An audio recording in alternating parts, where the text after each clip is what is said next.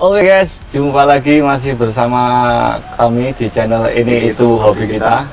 Kali ini kita berada di kediamannya Mas Aji. Kali ini kita mau bahas masalah perkerisan bersama saya masih Kotrek, Aji, dan Ferry. Mas Ferry. Kedatangan sedulur lawas guys. Sedulur lawas guys gitu. Jadi kali ini kita mau bahas keris di era apa ini Mas? Era Majapahit Mas Kotrek. Jadi Oke.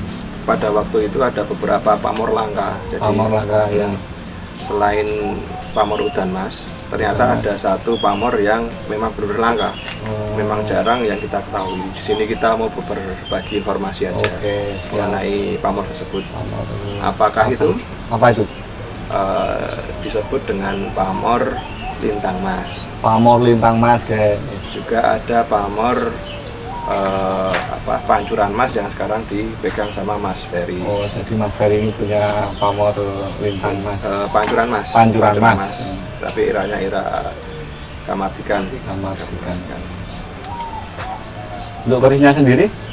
Ini mau dibuka. Iya, para guys ini tahu gitu.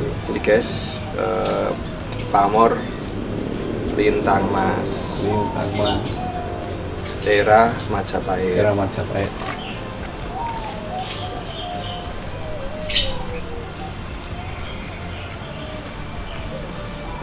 Kita perlu dibuka dulu juga.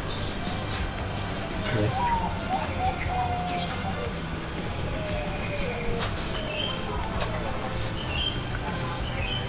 Oh, bisa dibuka, bisa dibuka. Jeroannya. Jadi lintang mas itu ada filosofis tersendiri. Jadi memang untuk kerezekian. Oh, untuk kerezekian juga ditujukan untuk biasanya perdagangan.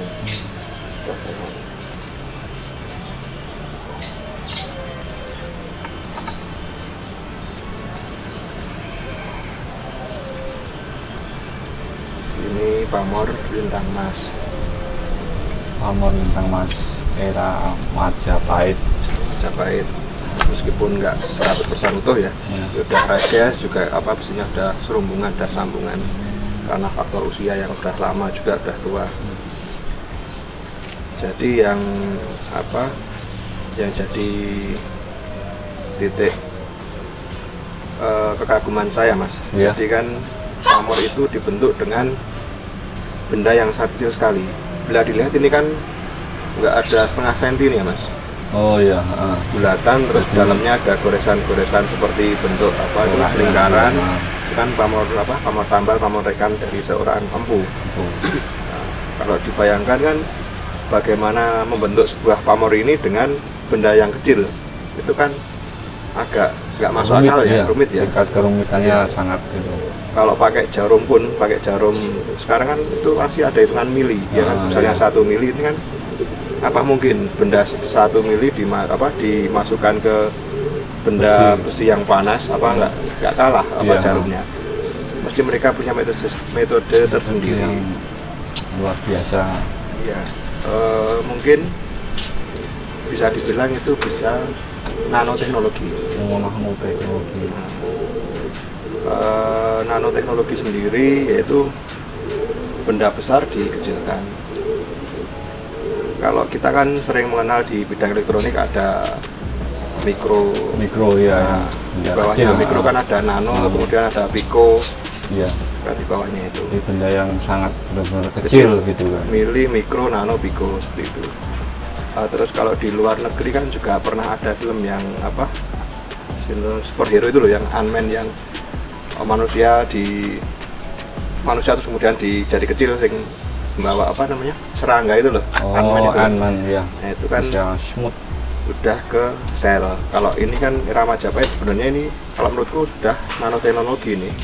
Jadi untuk saat itu sebenarnya teknologinya udah sangat maju sekali. Gitu. Terus kalau dibilang nggak masuk akal ya tetap masuk akal mas. Karena pada tahun 2011 sendiri itu di Sragen ada seorang wanita. Seorang wanita, beliau lulus doktor di Jerman. Oh iya. Itu dia penggunaan nanoteknologi juga. Jadi nanoteknologi itu untuk semisal untuk berguna untuk kesehatan, juga untuk kebutuhan yang lain ya, teknologi itu sendiri. Misalnya kalau bidang kesehatan nanti dibuat kamera, diperkecil, nanti masuk ke sel, iya. Terus membentuk apa namanya, memeriksa, memeriksa. Itu kalau nggak salah di tahun 2011, nanti bisa dicek aja. Namanya Mbak, sebentar saya lihat. Namanya Mbak Lindarti Purwaningsih. Beliau kelahiran Sragen, dari di tahun 2011 itu beliau lulus doktor di salah satu perguruan tinggi di Jerman. Nanoteknologi guys. Jadi memanfaatkan apa ya, kamera kecil, jadi bahan benda normal diperkecil, dimanfaatkan untuk bidang kesehatan. Itu nanoteknologi. Jadi memang benar ada mas. Dan tetap saya kagum karena ini tetap mesti nanoteknologi era zaman Majapahit, tetap itu. Dan apa istilahnya, ibaratnya seperti ini mungkin ya apa, sandi lampah ya, bisa dibilang sandi lampah itu sesuatu yang disembunyikan, biar kemudian apa, generasi berikutnya itu bisa meneliti, mempelajari berikutnya. Memang nggak secara umum didetailkan, mungkin nggak secara apa namanya, terstruktur di dalam buku ini penggunanya sendiri, mungkin karena itu akhirnya disebut sandi lampah. Jadi sandi lampah itu biar kita berpikir, meneliti gitu ya, kemudian memanfaatkan. Sebenarnya bagus juga apa bisa terjadi gitu. Leluhur kita tuh wah luar biasa mas. Kagum belum.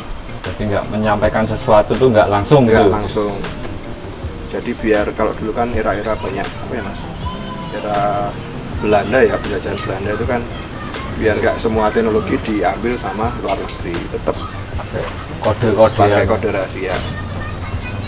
Ini kalau mau diperbesar mas, ini yang ini pamor lintang mas. Jadi pamor yang punya filosofi tentang kerezekian gitu ya, tentang rezeki, tentang pamor tambal. Jadi yang membuat saya kagum di sini adalah prosesnya seperti itu, karena memang benar langka ya mas. Pamor lintang mas itu rata-rata kebanyakan adalah udan mas ya mas, udan mas, piban, udan mas, itu banyak udan mas. Ini yang apa tadi, lintang mas. Kalau untuk yang pancuran mas, kita lihat ini punyanya Mas Ferry.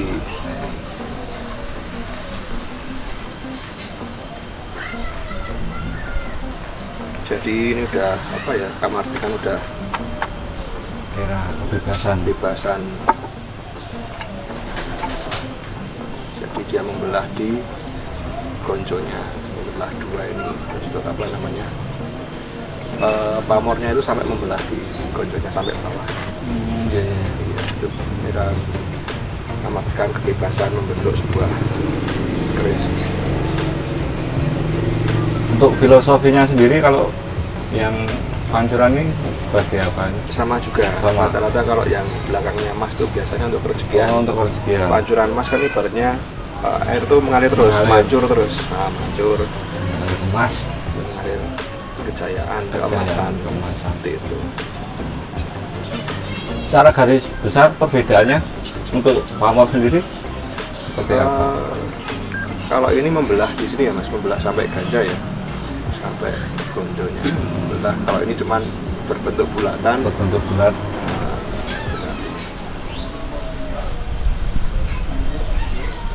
Itu kebanyakan rata-rata leluhur kita tuh memang kan mas, mau menyembunyikan simbol-simbol dalam. Membuat simbol gitu ya enggak? Simbol termasuk dalam bentuk apa ya,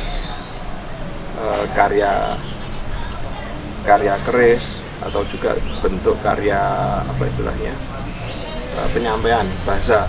Misalnya kayak Kaliurang ada gedang mas, ada tempe jadah, ada bacem, itu juga simbol-simbol sebenarnya. ada makna tersendiri. Ada makna tersendiri, mereka menyembunyikan seperti apa? Jadah. Kalau mereka di Kaliurang ada jadah. Iya, jadah. Hidup harus bermujahadah, harus berusaha bersungguh-sungguh supaya nanti bisa makan gedang mas tadi, keemasan tadi. Tapi sebelum makan gedang mas kan kita harus bacem dulu, diendapkan dalam apa istilahnya, dalam hati tadi. Berusaha sungguh-sungguh diendapkan dalam hati, baru kemudian bisa tercapai apa yang diinginkan. Gedang apa tadi? Pancuran emas. Jadi lewat simbol-simbol dulu kita itu.